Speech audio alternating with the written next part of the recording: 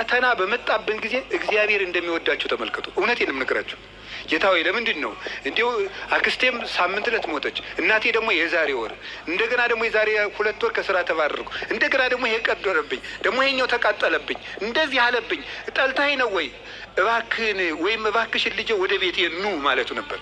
እንዲህ አድርገህ ትፈልገኛለህ ወይ ራስቼ ስለኖርኩ የማስታውስበት መከራ ሰጠኝ ተብሎ ነው መመስገድ ያለበት።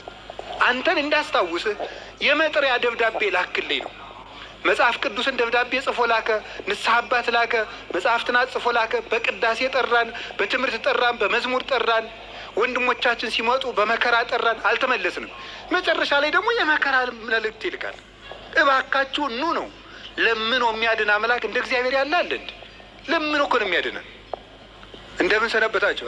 አማን ነው፣ ሰላም ነው፣ ፒስ ነው የሚለው ሁሉ ጸበል ሲሄድ እግዚአብሔር ይመስገን፣ እግዚአብሔር ይመስገን የሚለው እንዲሁ እግዚአብሔርማ ይተርኩሰን እንጂ እኔ እውነቴን እኮ ነው የምነግራቸው። እግዚአብሔርማ ይተርኩሰን።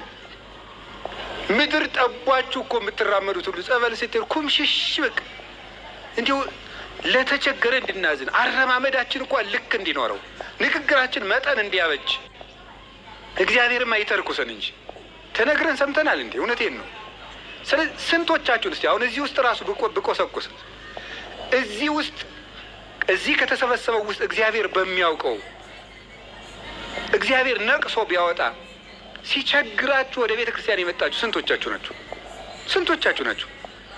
ወይ ባል እንዴ ባለ ትዳሮች ሲጣሉ እኮ ነው ባጋባናቸው በ20 ዓመታቸው እኮ ነው ቤተክርስቲያን የሚመጡ ሲጣሉ ነው።